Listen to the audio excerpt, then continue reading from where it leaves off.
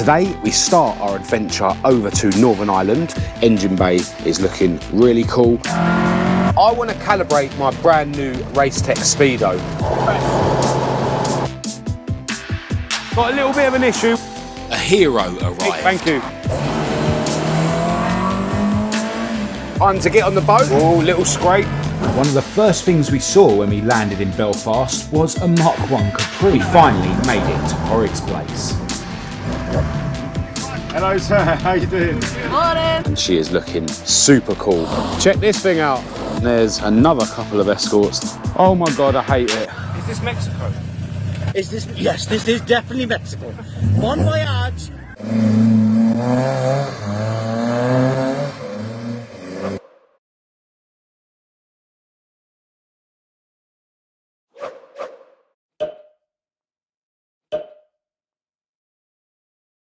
Hello and welcome to this video. I'm Marcus Hayes and today you join me from my parents' place in Northampton. Today is the day that we start our adventure over to Northern Ireland for the Summit Show and Run, and basically my parents' place is kind of on the way to where we're getting our ferry from this evening. Esther, my ST170 powered Mk1 Escort, is as ready as I was able to get her in the time that I had. A couple of additions since the last video. She's now got her freshly polished strut brace fitted on the zinc plated brackets and her freshly polished washer bottle as well. So yeah, engine bay is looking really cool. The car does need a wash. I decided not to bother doing it before we left today, because I remember last year the car got absolutely filthy on the commute. So yeah, we can give her a wash properly in Northern Ireland. Esther is jam-packed full of all our stuff for the trip. Got all our clothes in there, got a load of merch in the back and cleaning stuff. And yeah, after a quick cup of coffee, we'll be leaving here and heading up to Birkenhead, I think it is, in Merseyside. We'll be getting a ferry from there over to Belfast. We're actually getting a night ferry, so we'll be landing tomorrow morning about 6:30, and then it's a 2 or 3 hour drive, I think, from Belfast to County Fermanagh. And I can't wait to get there and catch up with Porrick and his family and all his friends. And yeah, we're staying over there for about a week. It's going to be awesome. And yeah, fingers crossed we don't have any issues getting this old banger there.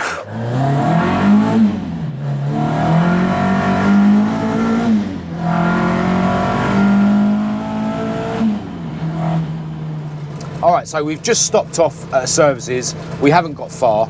Now, I want to calibrate my brand new Racetech Speedo on this journey. Don't forget, if you're after any Racetech gauges for your car, I have got a load available on my website at marcushayesuk.com, and if you don't see the ones that you're after, there are others that I can get hold of, so drop me an email. My email address will be in the description. Now, there's a couple of ways that you can calibrate these Speedos. One of them, I think, involves basically doing a calculation and getting some sort of number. But the other way is, you know, while you're driving, you can push the reset button or hold the reset button for 2 or 3 seconds, drive exactly a mile, and then hold that reset button again. Now, the reset button is this one I've got hanging down here. There is actually another button with these new clocks that seems like it's something to do with the rev counter, because when I was pushing that, it basically adjusted what the revs were. I think that's to adjust your rev counter to work with different amounts of cylinders. Obviously, I've got it set to work with a 4-cylinder. And there's also a toggle switch, which I'm not actually sure what that's for, but this is definitely the reset button that we need to calibrate the Racetech Speedo. Now, the first thing we need to do is actually put it in the mode where we can calibrate it. And to do that, we need to turn the ignition off. And when you turn the ignition on, both of these clocks, basically the pin goes all the way up and then all the way back down again.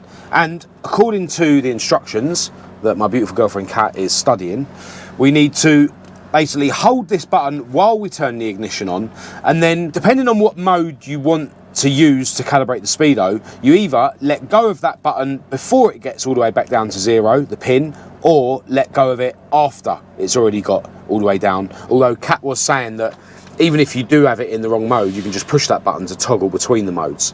But basically, I need to turn the ignition on whilst pushing the button and wait for the pin to go all the way to 0 before letting go of said button. So, turn the ignition on, and then let go of the button. And this is actually putting us into a set ODO mode, which is a mode where you can basically set your odometer. You know, if you replaced your original Speedo and you wanted the mileage to show, yeah, that's a mode for that. So we'll just see if we push this button, will it toggle between different modes? Right, we've got, was that DTSP? DTSPPU. Yeah, DTSPU, is that the right one? Yeah. Right, so now we're in the right mode to do the drive to set method of calibrating the Speedo. So now we should be able to just fire her back up. And that stayed in that mode. And Kat will use her sat-nav to measure exactly a mile. It's not going to be super accurate, but you know, as soon as you see your sat-nav click up to another mile, I'll hold the button, and then you just keep your eye on it. As soon as it clicks up to the next mile, I'll hold the button, and we should have a relatively accurate Speedo.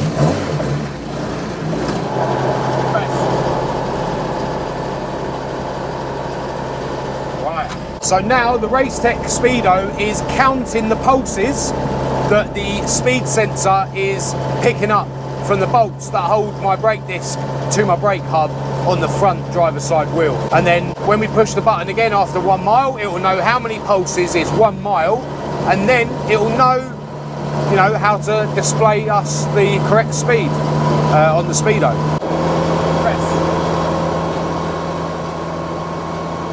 So the Speedo just came up and said done momentarily, and now it's still saying set PPU.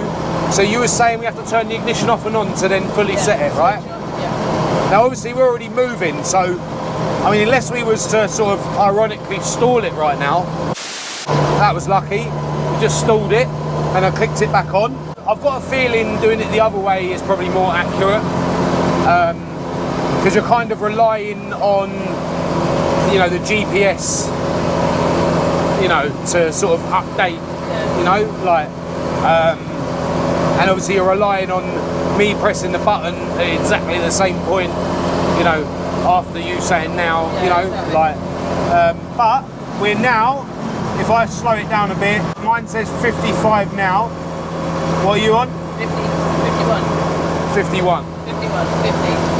Maybe I'll have a look at doing it the other way at some point. But, you know, it's way more accurate than it was. Right, onwards to Birkenhead.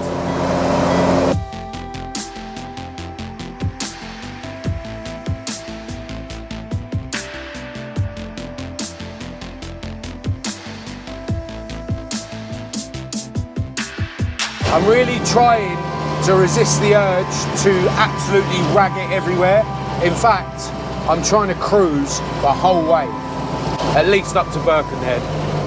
Just trying to conserve fuel, because this thing absolutely drinks it when you boot it everywhere, and we're doing hundreds and hundreds of miles, so far I'm doing well though. Alright, got a little bit of an issue with Esther. I noticed that the battery light came on, and then it went off, but I decided to pull over and check anyway. And as you can see, the main red wire that goes to the alternator is supposed to be hooked up to that ring terminal there. Yeah, the wires come out basically. And we actually had alternator problems last year on this same trip. It'll be fine, it'll be fine. Ye of little faith. After disconnecting the battery, I then removed the ring terminal from the alternator and set about trying to open it up so that I could put the wire back into it. But then a hero arrived. I've crimped it on, yeah, it just snapped. Yeah. So yeah, this is brilliant. Yeah. This is Patrick, who stopped and he had a ring terminal for me, so it saves me trying to sort of open the old one, but I will keep that as a spare.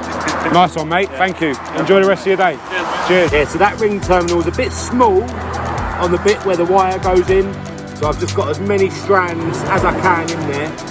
Right, I think we're sorted. I've taken the corrugated black sleeving off of these wires. I think having that on there just means that this wire hasn't got as much slack as it needs. So, yeah, it looks ropey. Really shouldn't be using masking tape and electrical stuff. Battery's already wired up. Light comes on. Light goes off. Happy days. Well, if that's the only mechanical issues we have on this trip, I'll be happy.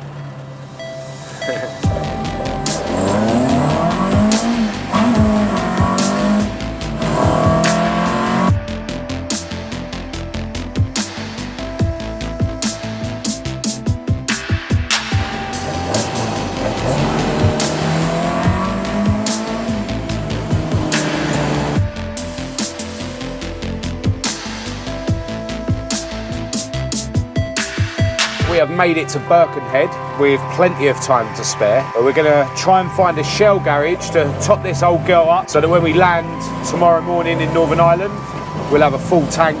It's quite hard to get 99 RON, you know, super unleaded over there. And we should have time to stop off at Wetherspoons and grab some food rather than getting ripped off on the boat. Those gourmet burgers. Gourmet price, not gourmet actual burger. How much does it cost to get from just outside North London to Birkenhead in a Mk1 Escort? This much. If I booted it the whole way, you could double that. After topping up Esther's tank and topping up our bellies, we made it to the ferry with loads of time to spare. Time to get on the boat. Hopefully no scrapey.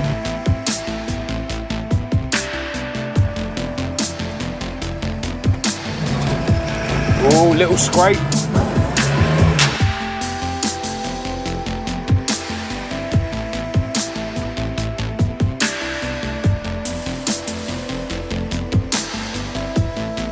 VIP parking. We have made it onto our boat. This is our little cabin. We always get a cabin when we get a night ferry so that we can go to sleep. So I'll see you in the morning, I suppose. Good morning. Our boat's just about to land in Belfast. It is ridiculously early in the morning. Let's get this thing fired up.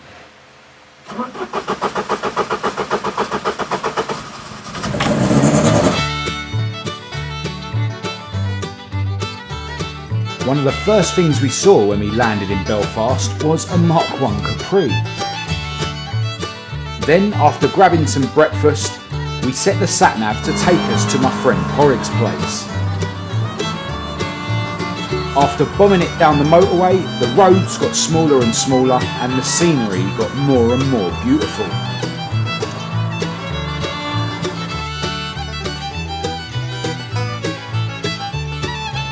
Now we got the really fun roads. If only we had a rally car.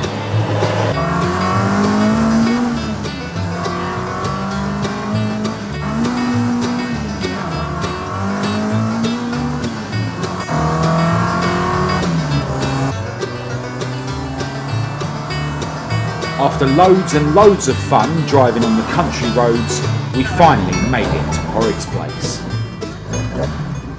Hello, sir. How you doing? Morning.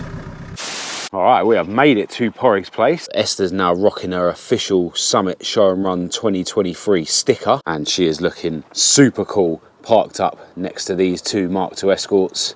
We've got Porrig's Group 4 rally car, and we've got Declan's beautiful Mk2 Escort as well. So I think I'm going to give you guys a walk around both of these Mk2s. Porrig's Beast is a proper Group 4 rally car with the wide arches. It's got 4 sort of mock spotlights on the front, and loving the lower front spoiler. Loving the vent in the bonnet as well. We will have a look at the heart of the beast in a minute. But yeah, everywhere you look around this thing, there's more little details. Loving the rally mud flaps. I like these really cool wing mirrors. I think they're called DTM, might be wrong. Yeah, aerial for the CB radio. Yeah, it's badged up as an RSC1000, this thing. Not sure if it was originally or not, but yeah, it's got the rubber RS type spoiler. As you can see, he's rocking Marcus Hayes stickers, one of the OG Esther stickers, as well as the Summit Run and Show stickers, the IEC, which is the Irish Escort Owners Club, Midland Run, and 50 years of the Donegal Rally, which is just one of the events that Porrig takes this thing to every year. Doesn't compete in this anymore. It is literally just a toy that he enjoys on the road, and as I say, takes to various events in the north and south of Ireland. Loving the really wide mini lights on this thing. Looks really cool. The red paintwork against the gold mini lights. We will have a look in the cockpit. Few changes in here since Porrig stopped rallying this thing. He's got the Manta Recaros in there that are a lot more comfortable for him. He's also removed the door bars just to make it easier to get in and out. But this is still a proper racy cockpit. Check out the aftermarket Sparco deep dish steering wheel. All the switches on the dash. He used to have carbon switch panels in here actually, but he had a bit of an issue where wires were touching the carbon and causing sparks, and I didn't realise that carbon fibre conducts electricity until that happened to Porrig, and he let me know. Anyway, I digress.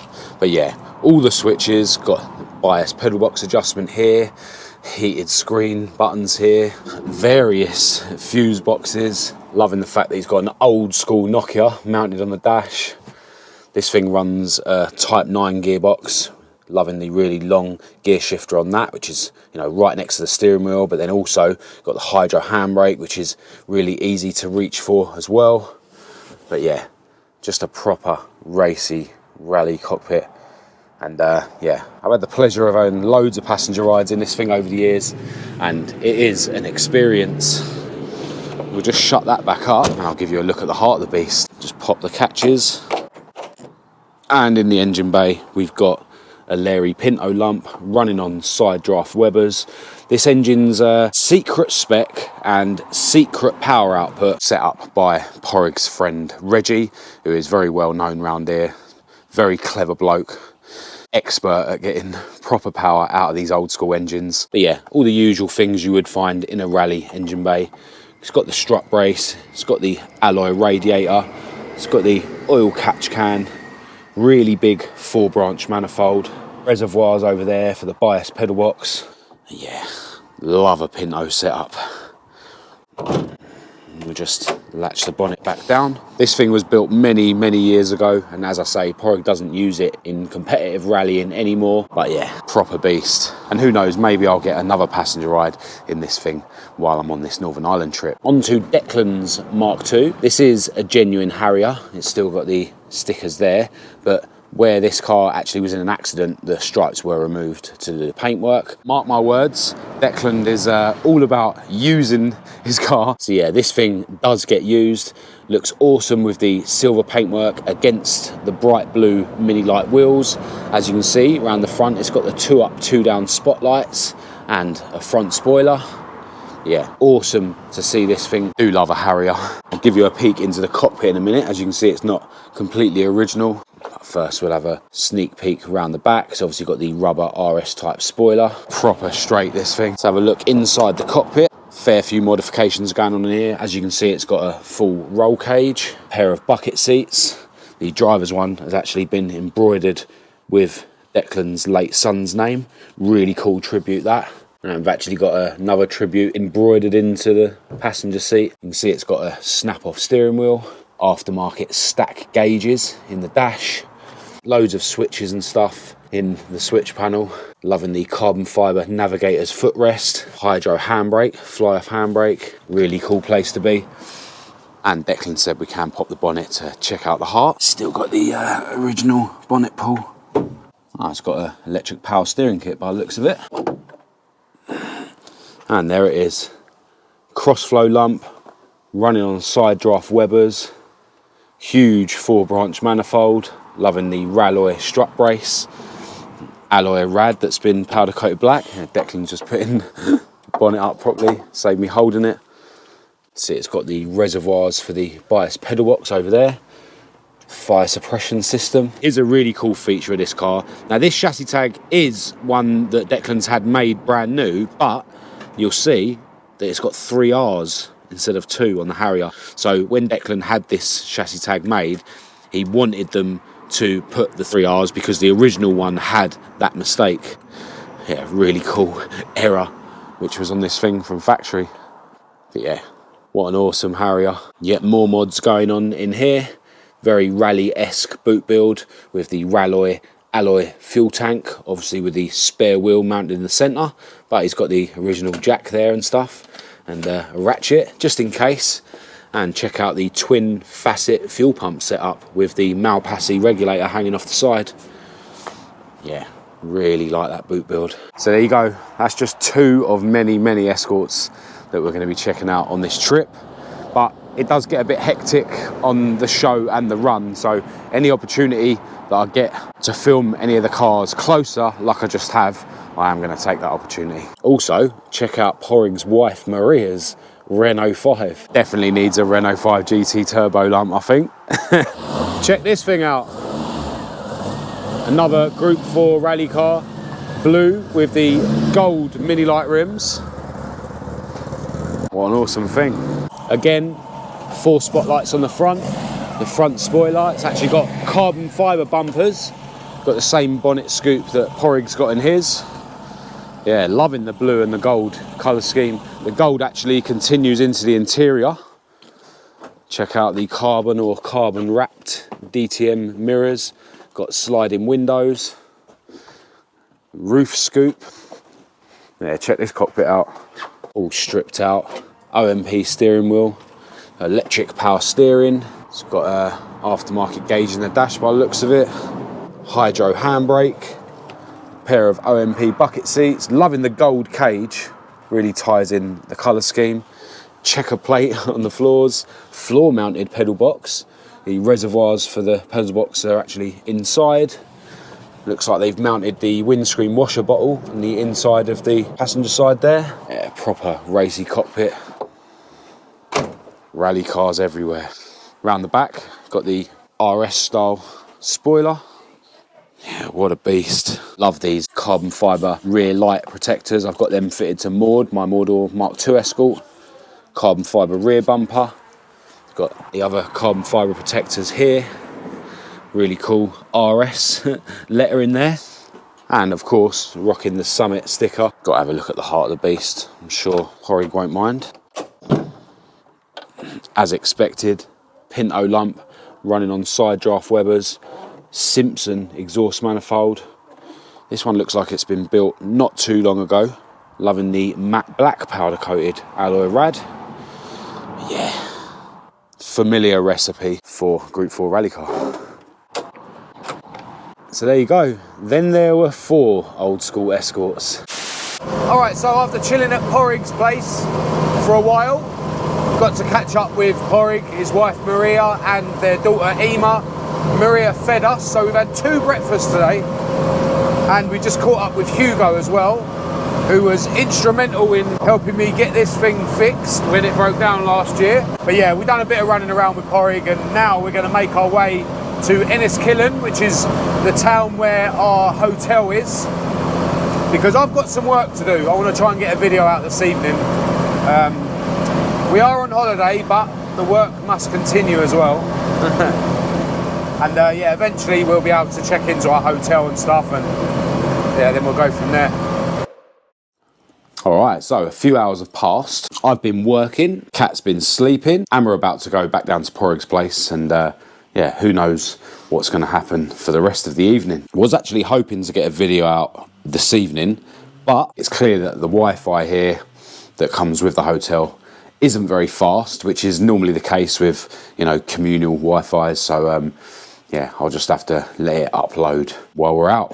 Well, back at Porrig's place, and there's another couple of Escorts to feast our eyes on, although they are about to leave. Check out the Olympic Blue Mexico. The owner was just showing me around it. It's got a roll cage in it. It's got a stainless exhaust and an air filter, but other than that, it's pretty original. Loving the spotlights on the front of it as well. Really cool. And also departing now is a 1300 GT Mark 1. Again, really smart. Loving the mini light rims.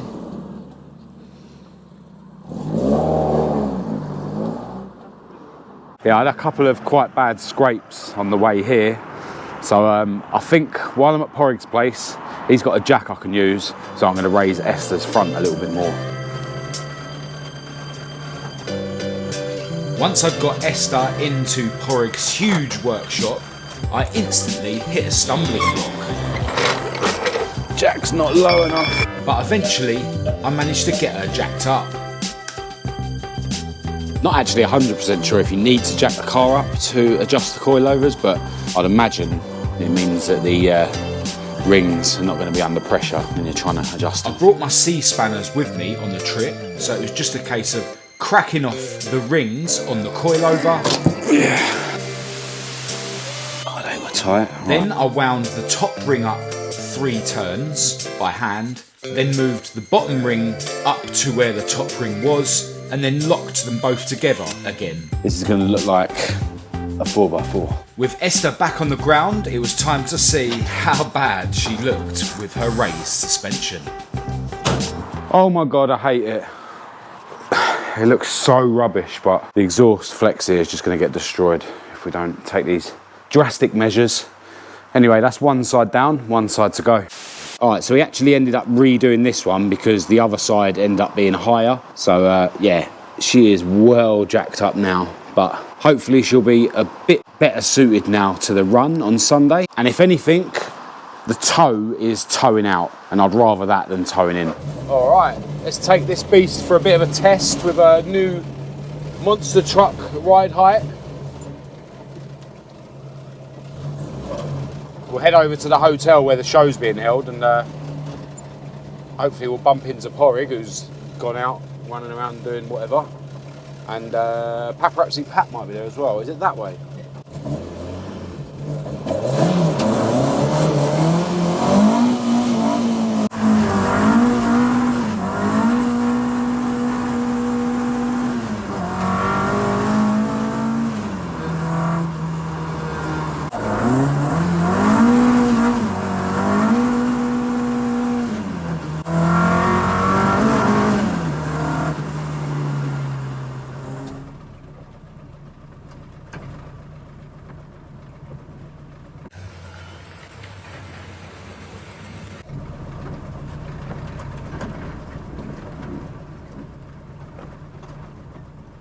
And Marcus says, welcome to the summit, and of course the beautiful cat. Welcome to the summit run, Marcus. And what's your expectations this year of the run?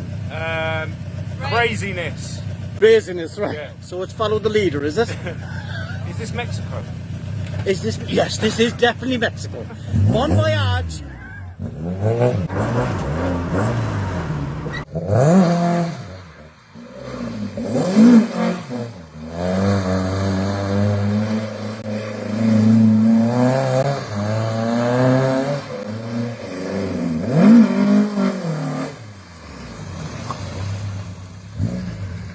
Just had an old school Beetle join the party. Check that out. Bit of a rally car with a Civvy spotlights on the front.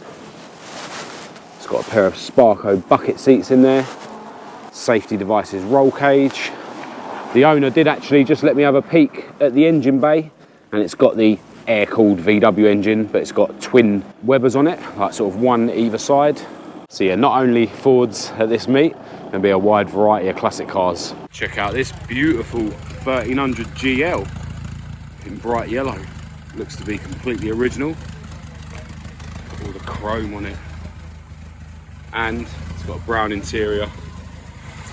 Do love a brown interior. Didn't realise there was someone in the passenger seat.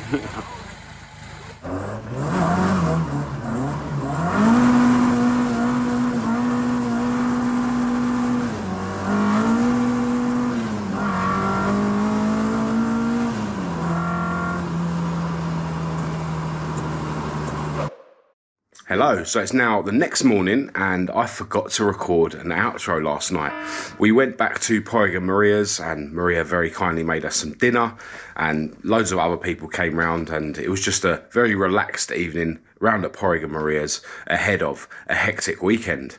Now this morning I need to find somewhere to give Esther a wash, although I am actually thinking of just going to the Tesco's over the road and getting a couple of buckets and yeah, just washing her that way. But yeah, then we're going to be heading to the Summit show, which is going to be awesome. There's actually a couple of escorts in the hotel car park here. When I went for my walk this morning, I saw some escorts driving through the town.